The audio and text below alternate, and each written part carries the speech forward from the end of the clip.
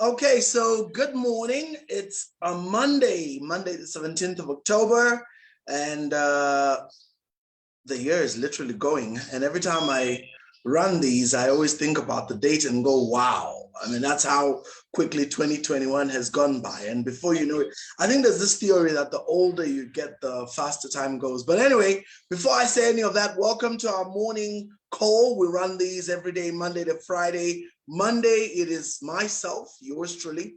Tuesday, we have Aunt Sylvia. Right now, she is in Turkey, if I'm not wrong. But she comes through and presents. And then Wednesday, we have Anne Vataita. And then Thursday, Dr. Nelly. She was in South Africa. I think she still is there, or she's come back, not too sure. And then Friday, we have our usual business opportunity. Last week, I had a bit of a challenge with the internet, but thank God we have a very tight-knit team and we all jump in when we need to. If you're watching this on YouTube, please subscribe to my channel. Don't forget to hit the subscribe button and also click the notifications bell so that you may be notified of some of the videos or all of the videos. This option is right there. And thank you for staying subscribed. Remember to ask your friends to do the same. So in short, share this video right now. If you're watching this on Facebook, thank you for being part of us. Share with your friends and let more people know about it. You can share to your inner circles on WhatsApp or whatever media platform you use, as well as right on your favorite social media platform, which is Facebook for now, but whatever it is. And so on this point, I want to conclude today. All things being equal, I would like to conclude on, are you prepared for the digital age revolution? As you know very well, every one of you, the digital age has been absolutely disruptive. I mean, if there's something that's disruptive, it's this particular age revolution. I want to tell you that it's really been tough, and there's some jobs that are going to be taken over by robots within the next maybe 10 years.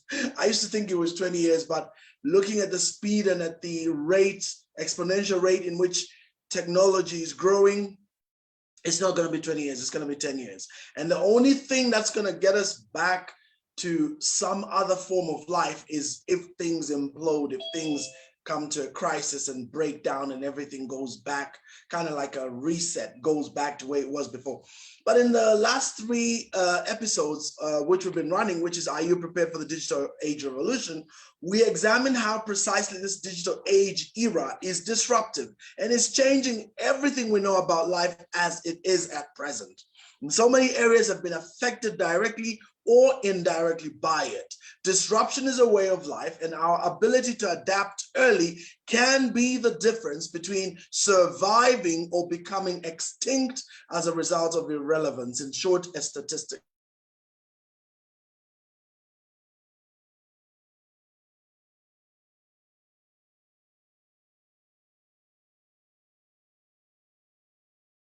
Absolutely amazing. And I said, if you never use these things, you're not my friend. You're much younger than me. You should call me Reverend Walter. I just really put that there, you know. Anyway, cassette tapes, record players. I mean, some people don't even know what a record player is, let alone even a laser disc, you know, floppy disks. I'm sure you remember those. Cathode ray tubes, you know, those TVs with the lukobo, as we call it in Zambia here. That's my TV. I look, yeah.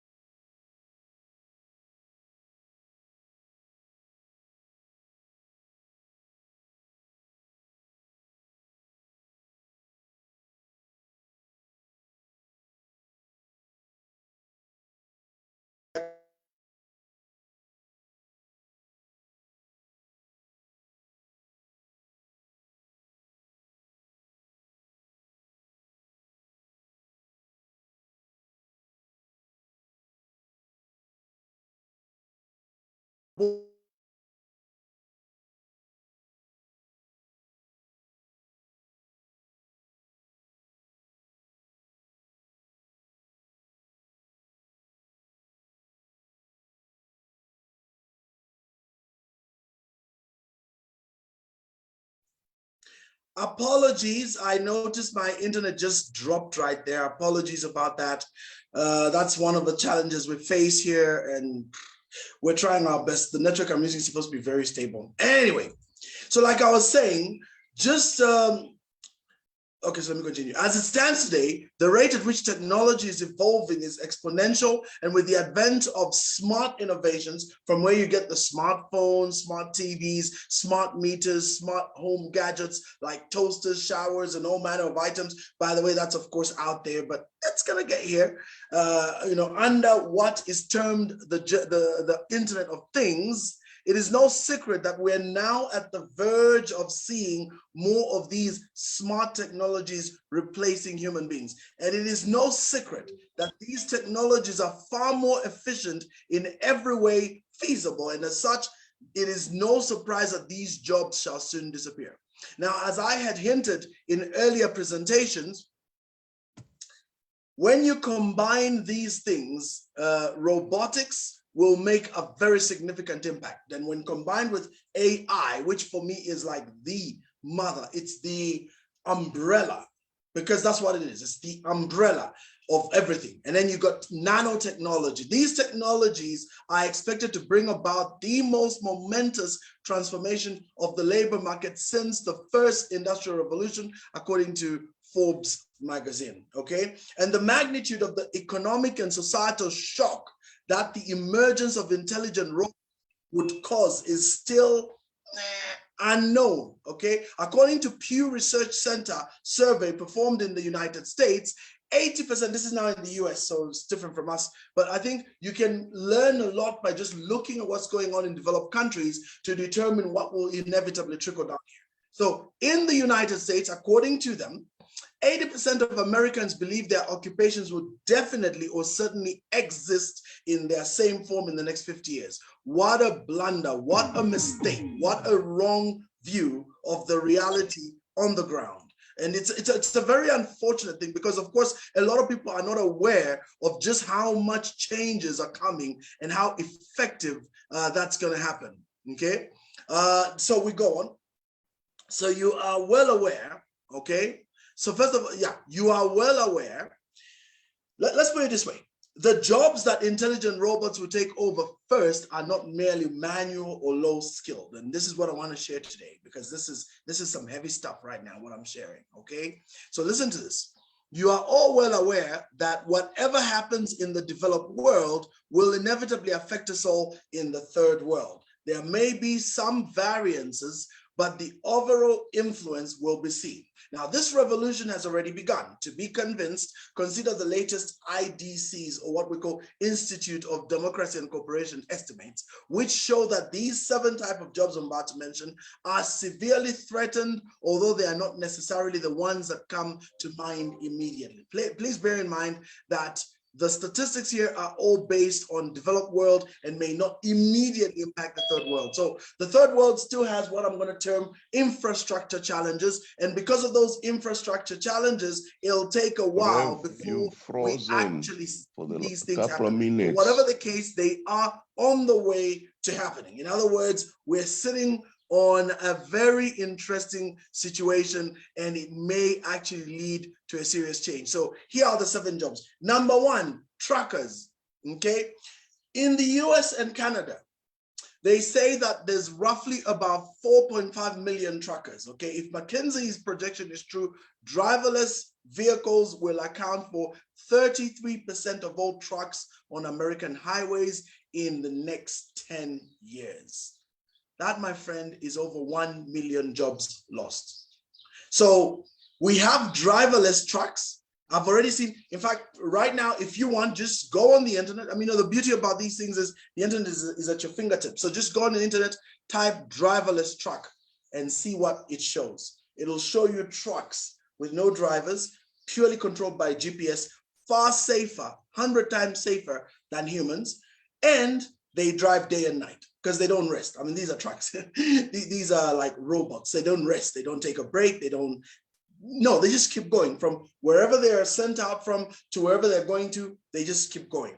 All they need is supervisors to come through, check, verify everything is okay. When it comes to the border, do the clearance, but these things just go on their own. So in countries like the US, they just have reconnaissance individuals that go to specific depots and spots to make sure that they handle those. And then their movement is monitored by GPS, of course, so they know at any given time what's going on. They have cameras in front, cameras behind. Very amazing trucks. I've actually seen some of the trucks that even have a screen behind for the sake of the drivers following, so that they can show the road ahead for those who may wish to overtake. So it'll show the back on the back door. I mean, there's amazing things going on with these trucks, and that's the next generation. So in short, that truck starts off, it doesn't stop anywhere except for fuel. And when it's stopping for fuel, they have specific designated spots where the fuel stations are already aware, so they have the individuals there. When the truck arrives, these individuals go fuel the trucks. That's their job. Truck goes, they remain there waiting for the next trucks. So there are a number of them who've been experimenting with these trucks to see if they can really make the difference. I'm sure you already know that delivery stuff in developed countries like under Amazon are being delivered by drones, right? So there's drones and there's pickup vans, which are robots. So they will reach a place, they will notify the owner comes out, the thing removes what is theirs and gives them. It's just insane, it's crazy. And then the drones actually deliver stuff even faster. So they'll deliver straight to the door, drop it, and the drone goes away. So the drone is driven by someone from the office, wherever they have their warehouse. So this is the level. So in developed countries in developed cities like New York or London or LA, these things are on experimental stage, but they're being used to deliver, to make quick deliveries. So you find people are ordering in the morning, by afternoon, their stuff is delivered. Some of them, it's as quick as 3 hours to 6 hours, they have received the items that they ordered for. This is the level at which things are going. So you can imagine how many jobs are gone there. Now, the construction workers as well. This is, maybe in Africa, this won't work for the next 15 years because we just have too much labor here. I mean, in Africa, you know already that we have people putting fuel at filling stations. That alone should tell you we still have a long way to go. But in Europe and America and places where life is developed, there's no fuel attendant. That job doesn't exist. You're the owner, you go out there, you put in the fuel yourself, you pay with your card right on that machine. And then when you're done, you put the nozzle back and you go. That's what happens at service stations in developed countries. So the next area that's kind of like in the offing is the construction workers. There's something called the SAM, which is the semi-automated mason, is 2 to 3 times more prolific than the human bricklayer, laying as much as 1,200 bricks each day compared to the human, with a number between 300 to 500 per day. So this SAM can do double the speed and far more accurate than a human can. Now imagine that. They're already looking at bulldozers and cranes that are autonomous. So already they have automated bulldozers. They've got the ones that are controlled by someone on a remote from far, like a drone bulldozer, but they actually also have the fully automated, fully intelligent, AI-operated, these bulldozers. So you can imagine the implications. Now, moving away from your so-called blue-collar work, we've got the white collar as well, which is just amazing. You've got the third one, which is legal advisors. Now, this one I heard first time, I was like, oh my goodness. According to Deloitte research, 39% of legal services positions will be automated by, according to them, 2025. Now that's really soon, but they're saying by 25%, by 2025. That's in the next 2 years, right? No, in the next 3 years. This is 39% of legal services. Directly affected industries include the legislative research, contract analysis, and auditing, and this is already happening in the developed world as we speak. Can you imagine that? I mean, right now, those of you who use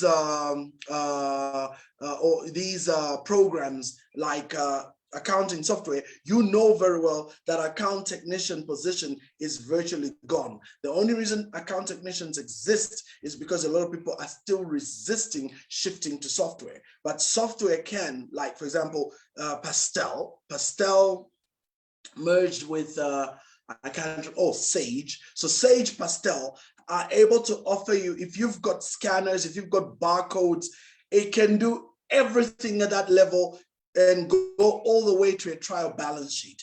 It can do your taxes. It can do so much. All it just needs is just to be programmed correctly and then get rid of all the glitches and it takes off. I think a lot of you know already that there are CRMs, which is customer relationship management software. You know that there's ERPs, which is enterprise resource planning software. These things are monsters and they can run entire organizations with thousands and thousands of workers accurately without any kind of issues. So can you imagine how many jobs are gone? And if you want to understand this issue about jobs, think about this. Did you know 50, 60 years ago, there used to be a person called a lift operator? Like they used to sit in the lift and operate the elevator on behalf of clients. That's gone. So you understand what I mean when I say that the times are shifting and whether you like it or not, this is going to happen. So in the legal space, that's your challenge. In the medical space as well, medical robots are becoming more common. IBM's Watson medical robot is already collaborating with medical teams to diagnose and cure tumors, and robots will soon be actively involved in diagnostics and surgical procedures. So the idea of Star Trek's tricorder is not far from becoming a reality. I mean, Gene Roddenberry and the whole Star Trek franchise introduced those things as some kind of science fiction gizmo. But right now, that's a reality. And I know, I mean, a number of you here on this call are aware that we who are in the health space have been using this little gadget called the quantum analyzer. You know about that. And the quantum analyzer is able to do a pretty accurate diagnosis. Of course, the interpretation of the reader is what really concludes, but it will read quite a number of vital statistic features in the body and give a fairly accurate, I mean, for me, with what I know about the quantum analyzer, you can get about 70 to 75% accurate explanations around different body systems, whether it's the nervous system, the blood circulatory system, the lungs, and the alimentary canal, and whatever, the skin. It's a really good machine, and that's based on technology. And all it uses is an electrode probe, which you hold on your hand. So it's not even invasive anymore. I mean, that's amazing. So can you imagine if that gadget can be bought and used like that by people like us? What kind of technology do they have in the medical field in developed countries?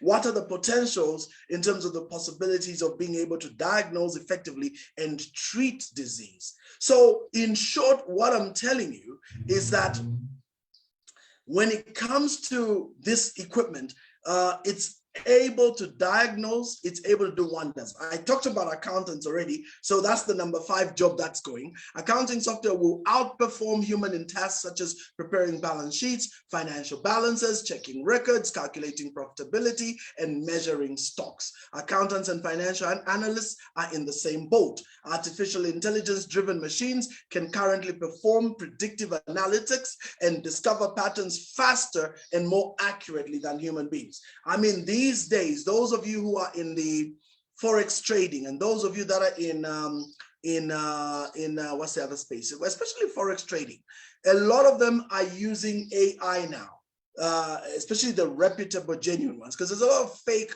people who come using the MLM model and saying, oh, you know, we are in forex, and then you can invite people. So they use the model for MLM, which really messes everything up.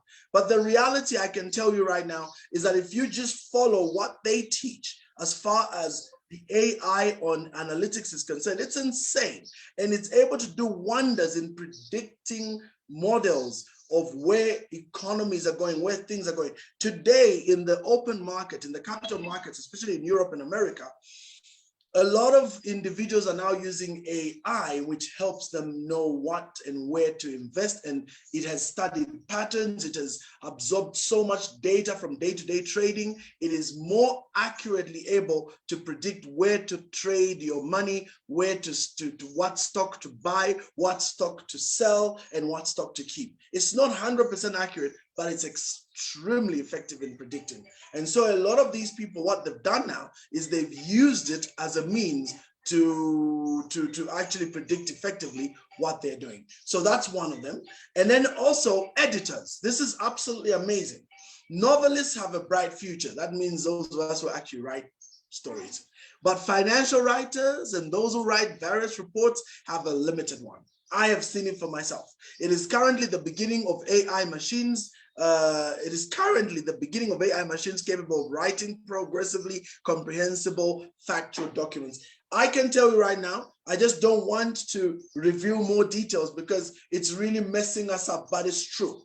As I'm speaking to you right now, we have equipment, we have software that is able to do the following. Listen to me. Number one, software is able to paraphrase. The paraphrasing is just insane. There is a number of software out there, you just pay for it, and you can put in any words and it will paraphrase. So if you've got a passage and you want it paraphrased, you want it expanded, this software can do it in a phenomenally powerful way. In fact, so powerful, you cannot tell if it's software or a human being who wrote. When it comes to analysis, when you just feed particular data, the software is able to give an analysis.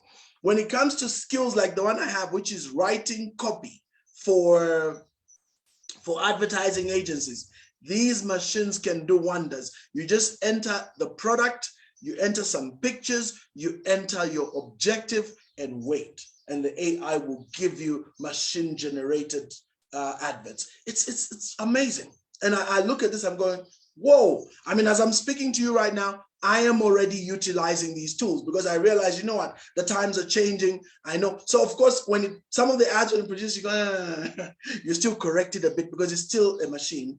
But I'm telling you, if these machines are doing that now, can you imagine what they'll do in 5 years?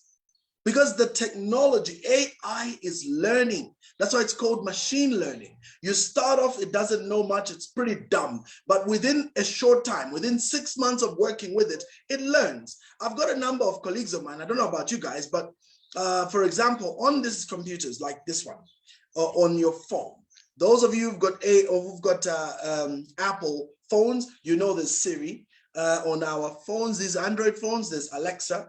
On these computers, you've got Microsoft Language.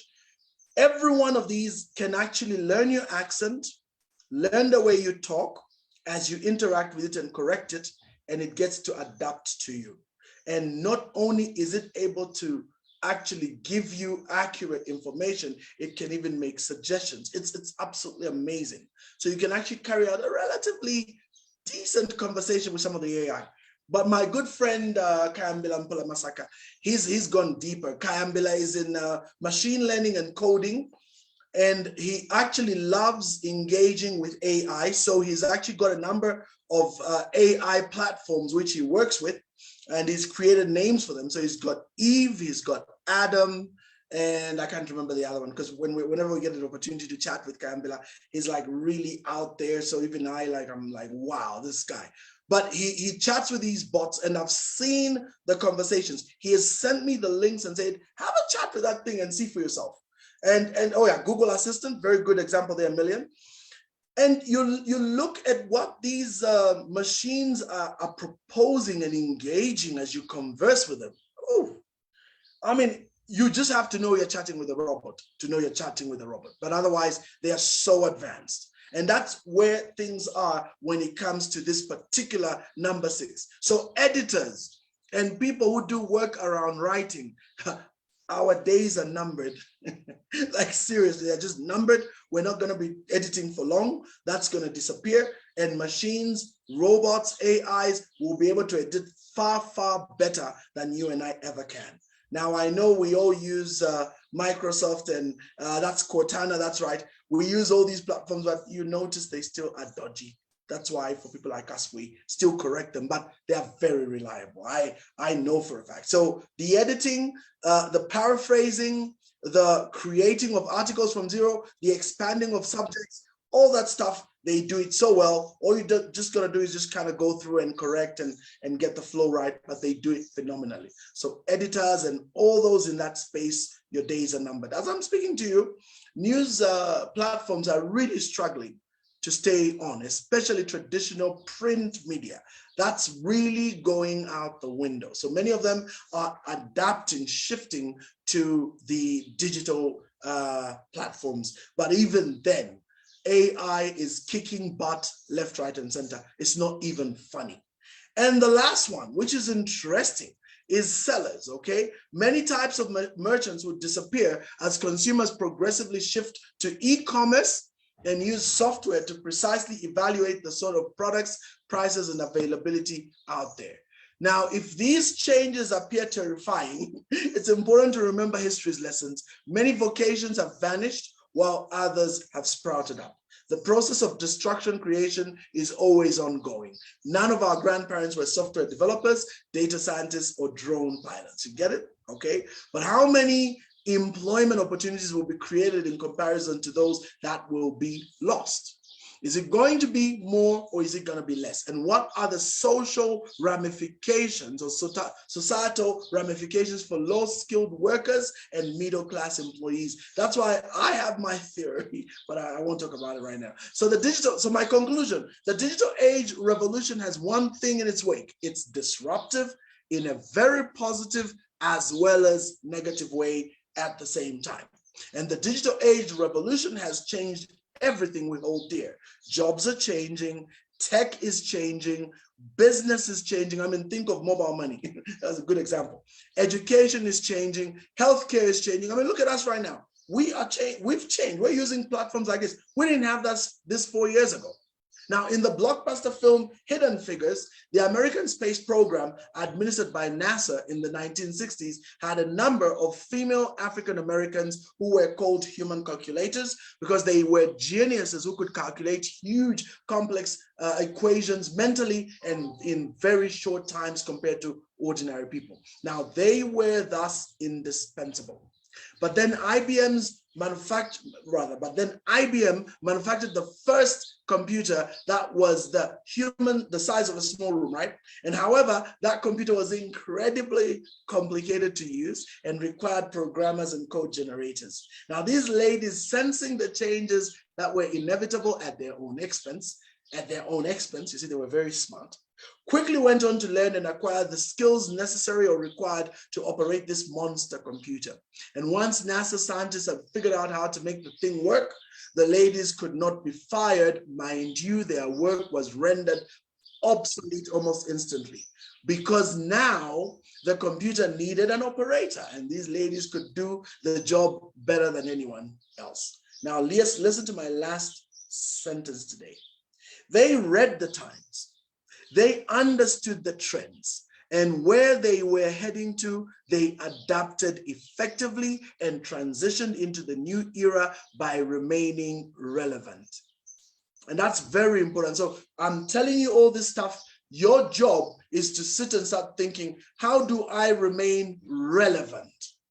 Okay, even today, virtually every sector is changing, and this change is going to happen whether we like it or we don't. And so when the changes happen, where will it find you? Will you be ready or will you be a casualty?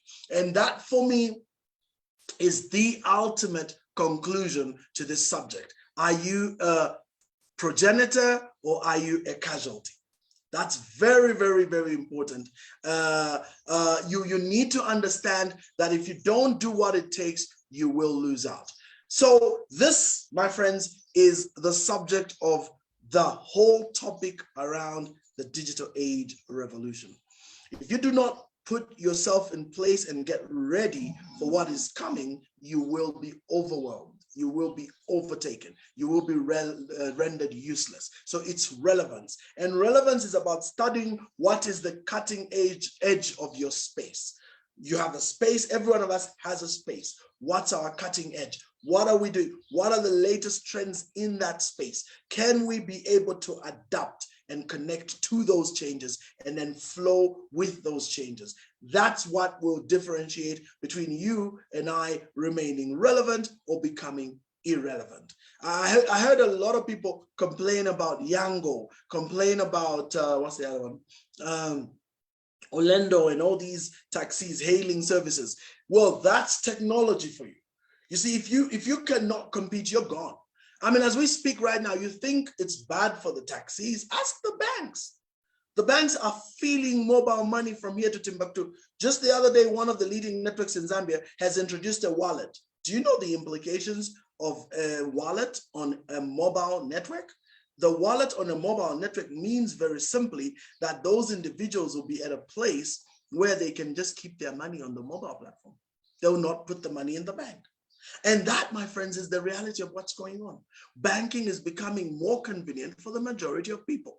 So the banks also are in a fix because they now are losing those numbers. And how then do you sustain the service in view of this very competitive platform called mobile money? You know, that's the reality of life. We can't run away from it. We just have to adapt. So many banks are adapting. Many banks are going into spaces they never operated in. Mobile operators are also going into spaces they never operated in. I mean, mobile operators never operated in the financial space, fintech. That was not their baby, but they've gone into fintech. And when they went into fintech, they disrupted. When banking went into insurance, they disrupted. Everybody is disrupting everybody, but that's the reality of life. And what I see happening in the future is we're going to have mergers and acquisitions as these all kind of condense into massive, big corporate monsters. And that's where, again, government has to regulate, because then you get what we call the oligarchies. That's where you get the